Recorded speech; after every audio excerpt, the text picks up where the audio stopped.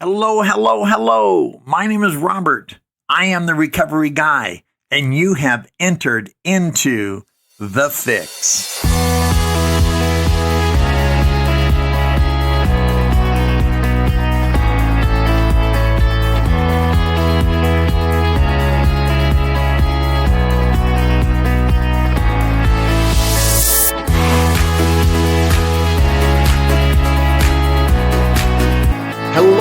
Hello. My name is Robert. I am the recovery guy, and it has been a minute since I've been behind this fabulous microphone speaking to you.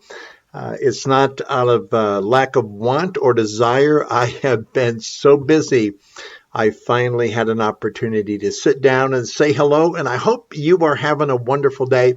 As we enter into the holiday season, remember, it is just another day. It can be more if you need it to be. If we need to suffer, if we need another thing to worry about, let it be that.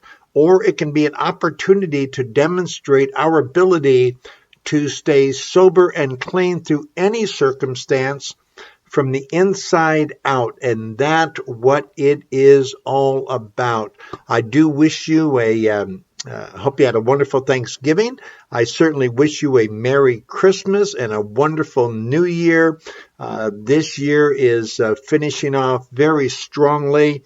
Michelle and I had been very busy with treatment centers and a couple national podcasts that we do with the thing we call the Ask It Basket, where Michelle and I it's something we've done in treatment centers, and we've taken it to a couple national podcasts, the Sober Fix podcast with our friend Drew, and of course RECO 12, RECO, the number 12, with Justin B. And we're excited to be a part of those outreaches, and hope you're staying active as well.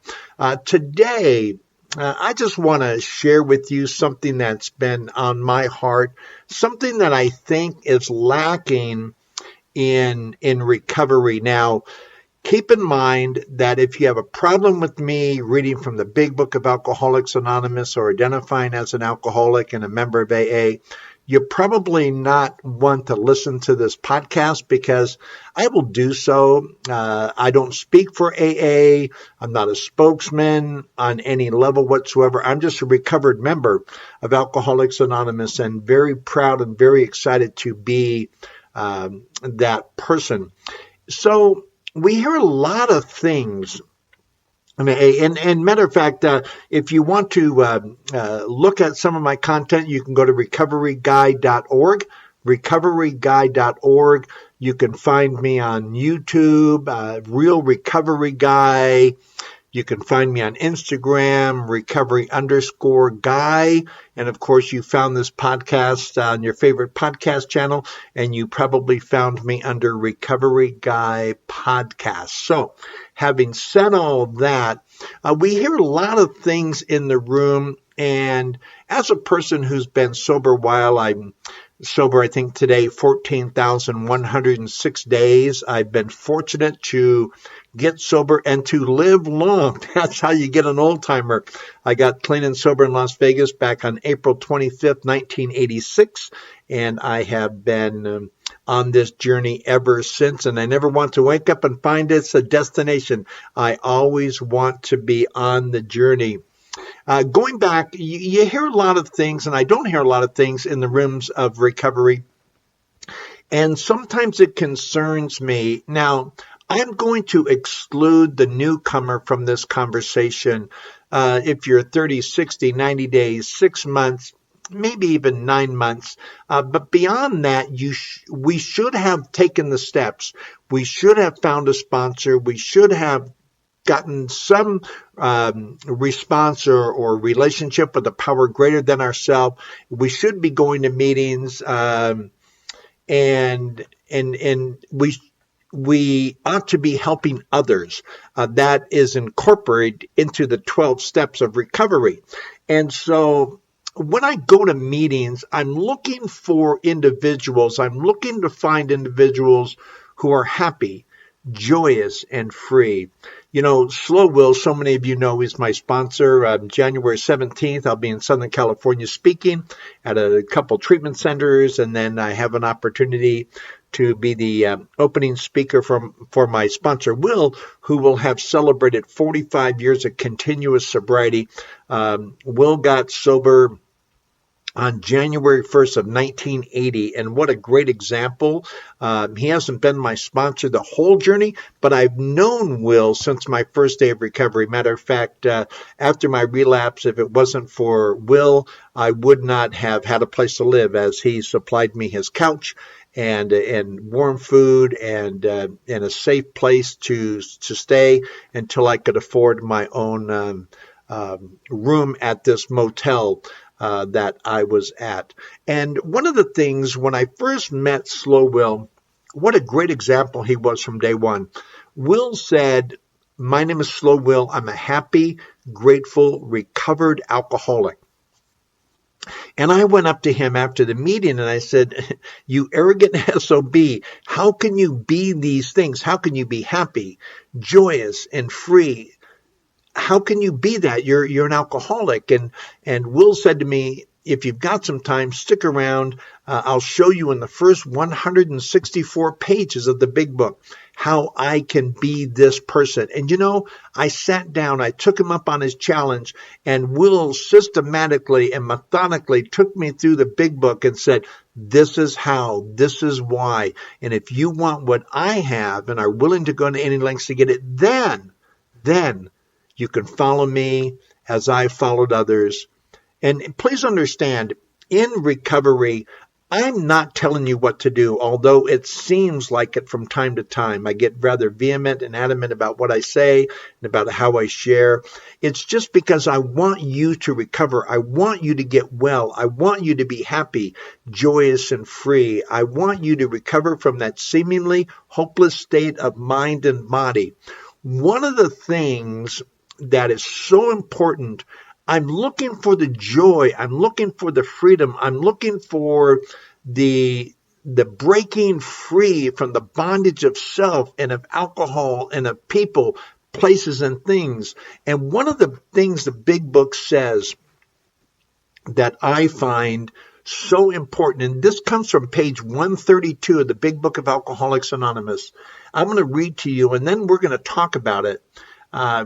We've been speaking to you of serious, sometimes tragic things. We've been dealing with alcohol in its worst aspect, but we aren't a glum lot. If newcomers could see no joy or fun in our existence, they wouldn't want it. And here is what I want to talk to you about today. It says next, we absolutely insist on enjoying life. We absolutely insist on enjoying life. We try not to indulge in cynicism over the state of the nations, nor do we carry the world's troubles on our shoulders. When we see a man sinking into the mire that is alcoholism, we give him first aid and place what we have at his disposal. For his sake, we do recount and almost relive the horrors of our past. But those of us who have tried to shoulder the entire burden and trouble of others find we are soon overcome by them. I want to get back to a particular sentence that is so true, and I hope you discover this soon if you haven't discovered it already. We absolutely insist on enjoying life. We insist. We don't think it's a good idea. We absolutely insist on enjoying life. What does that mean? Does that mean we don't have a care in the world? Does that mean that things no longer affect us? It says here, we try not to indulge in a cynicism. We try not to do that. Sometimes those things can overtake us, but we absolutely insist. What does it mean to insist? What does it mean to enjoy life? Because we absolutely insist. It says that we are sure that God wants us to be happy, joyous, and free. It says we aren't a glum lot. It also says in the big book, it says, when outsiders see us burst into merriment over a seemingly tragic situation, they're often amazed. It says, but why shouldn't we laugh? For we have recovered and been given the power to help others. I insist on enjoying life. What does that mean? What does that mean to insist on something? Does that mean to come up to the edge and to provide a little resistance? And then we say, oh, this is pushback is too much. I'm just going to give up. I'm going to settle for being stupid, boring, and glum. Am I going to settle for mediocrity? No, it doesn't mean, it means we punch through. It means we work through the challenges of life, because sometimes the burdens are heavy. And I don't care how long you've been sober. We're not immune to this thing called life. Every one of us is a phone call away from what would seem to be tragic. And even then, we insist on enjoying life. I remember I was 2.5 years sober, and this was August 1st of 1988. And it would be my first real loss, my first real challenge. You lose a job, you lose a relationship, you lose a friendship, something like that. Someone doesn't forgive you as you're making your amends. We come across things like that on a regular basis. The judge says, I don't care what you've done. I'm going to sentence you to jail. The lending company says, I don't care that you're going to make a payment next month. I'm taking your car today. All those things that occur, and they're very difficult things as we go along in our recovery, or let's say we relapse. Let's say that even though we're not drinking or using, we wish we were. We wish we had a way out on which we could stop feeling, right? So those things happen along the way.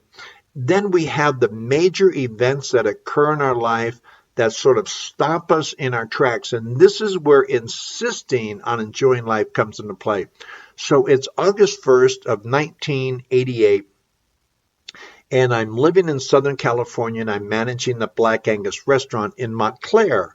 And for those of you who know a little bit about my story, my dad was alcoholic. My dad got sober, and what a wonderful time that was. My dad got sober, and then I subsequently got sober. So here I am going to visit my dad, and just building on the friendship that we had gained in the 2.5 years of my personal recovery. My dad had been sober many years prior to that. And here I was, I drive from Southern California to Las Vegas, and I knock on my dad's door, and no one answered the door. And yet the car was there, and my mom didn't drive, so she was going to be there anyway, whether the car was there or not. And if the car was there, my dad would be there, and my mom was off work that day in anticipation of me coming. So I knock on the door, and no answer. I knock again, and no answer. I think I knocked the third time, and there was no answer.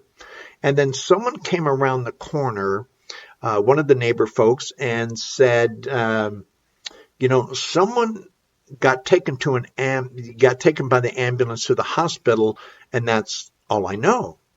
And so as I'm standing there trying to figure out what to do next and what happened, my sister-in-law, Ann and Jim had lived around the corner, my brother Jim, and his wife Ann had lived around the corner in these condos. And Annie came around the corner and said, Bobby, Dad had a heart attack, and it doesn't look good. And so I found out he was at North Las Vegas Hospital. So I go over to the hospital, and it turned out my dad had taken a nap in anticipation of me arriving, and he had a heart attack in his sleep, and he never regained consciousness. They tried to resuscitate him along the way, but he was pretty much DOA. He's probably dead in his bed. And so instead of spending the week with my dad playing cribbage and pinochle and just having a great time, I buried my dad. And it was so surrealistic that here I was with the presiding physician who was pronouncing my dad dead, and I had to sign his death certificate. Now, I'm a junior, And so here I was, Robert Pardon, signing for Robert Pardon. And take that moment in for just a second and realize not only was I losing my dad, I had lost my dad in that moment, but here I was signing my name to a death certificate for a person who I was named after. The irony is not lost, and I hope it's not lost. And I went, and my mom was there, and my ex-wife Sue was there, and of course my sister Patty was there, and I went out to console them the best I could. And I got on the phone and called my sponsor Jack, who lived in Las Vegas, and I said, Jack, Dad died. He was friends with my dad, and I said, Dad died. What do I do? And so Jack said, I'll be right over, and he was over there immediately. But I understood in that moment, I needed to insist on enjoying life. Here I was in Las Vegas. I was 2.5 years sober. I was still fairly new, and something tragic happened in my life. And trust me, I had to insist, not just getting through, because I don't do anything with mediocrity. I do everything balls to the wall. I'm an extremist, as many of us are.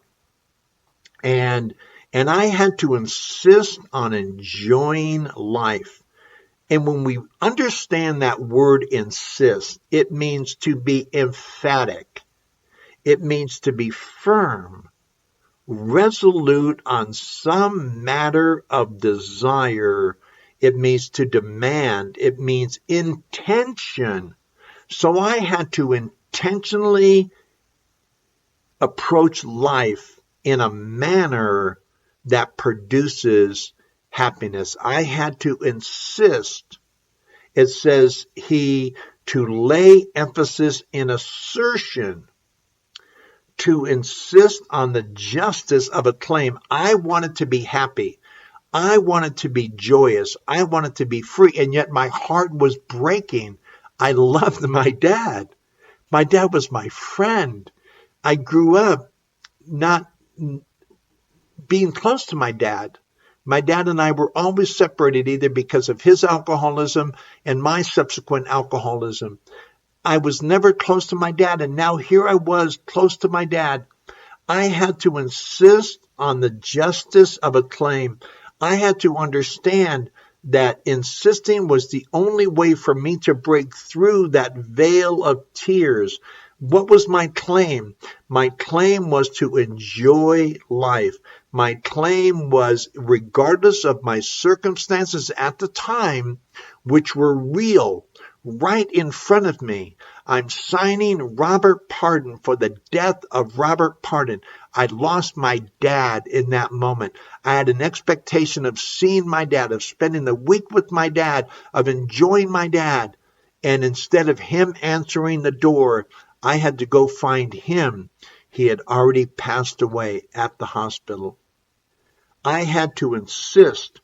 It says here to insist means to dwell with earnestness or emphasis.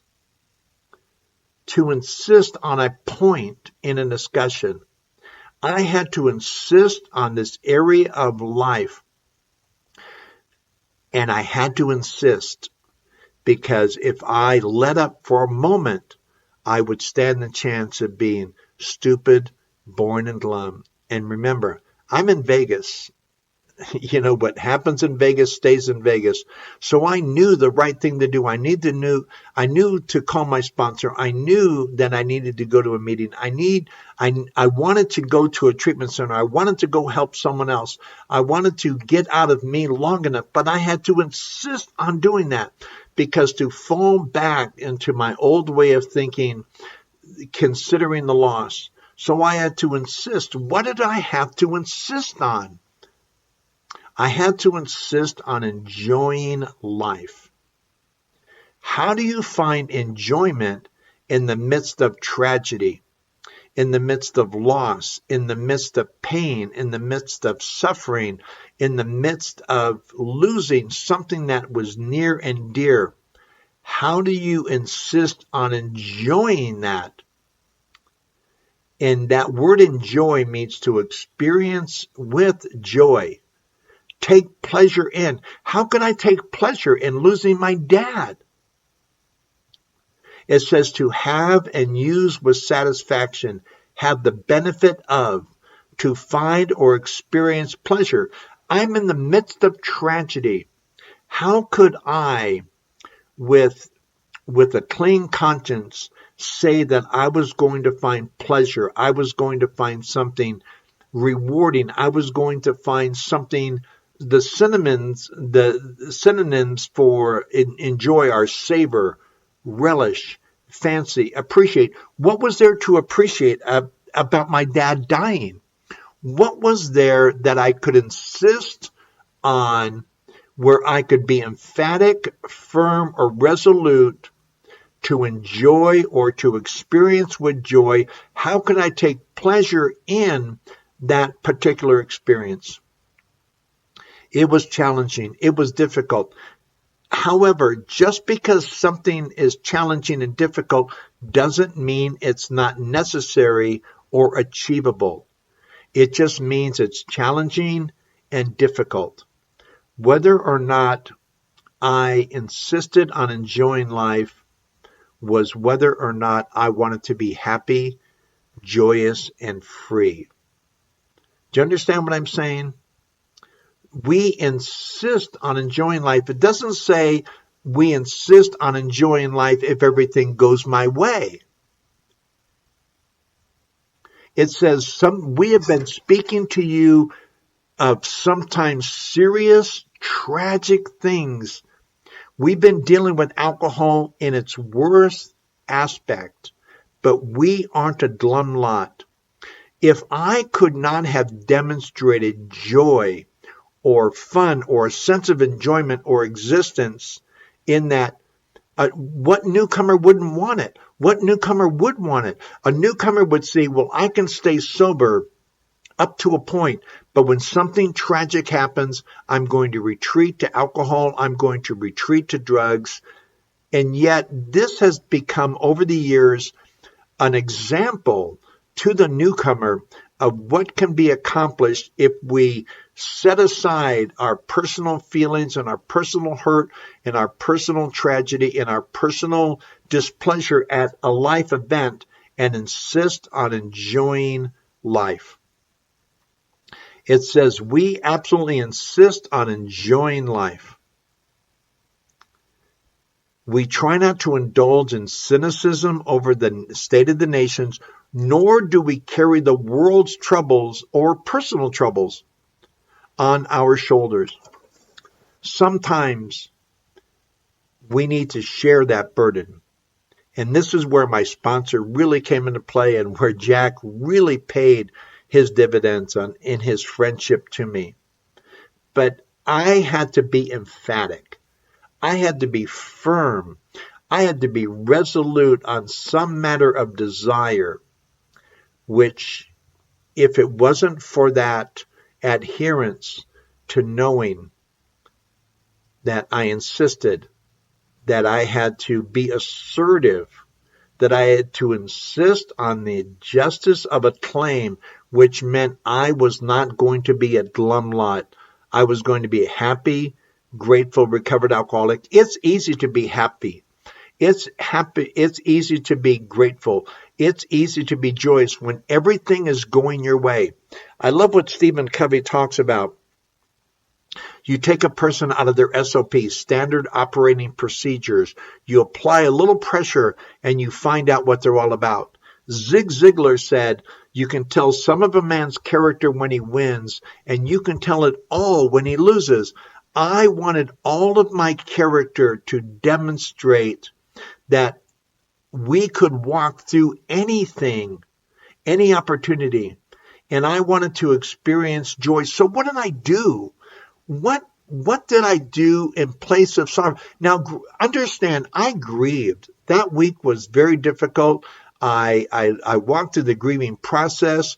I allowed myself to express my pain, my lack of understanding, even my frustration and a little bit of anger. But here's one thing I walked away from. I walked away knowing that my dad and I were friends for 2.5 years prior to his passing. And it lent value to those 2.5 years. It lent a sweetness, a gratitude. It gave me closure.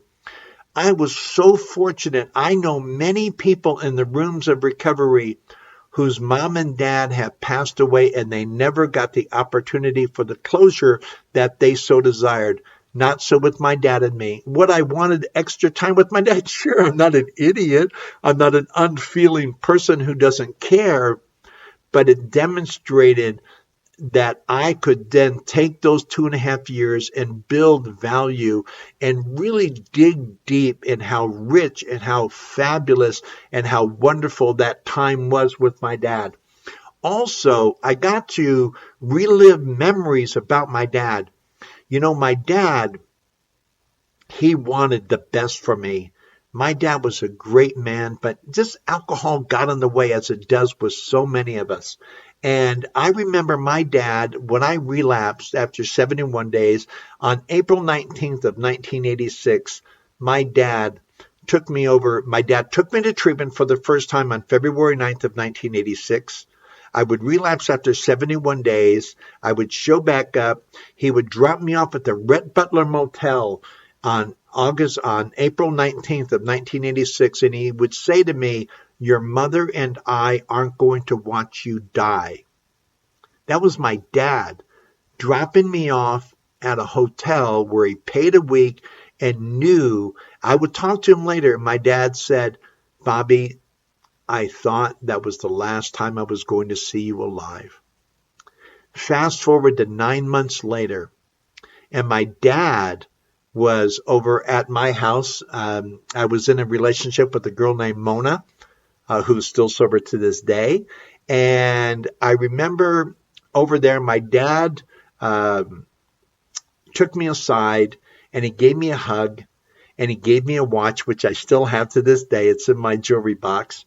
And my dad gave me a hug and he said to me, "Your mother and I used to worry about you, but we don't worry anymore."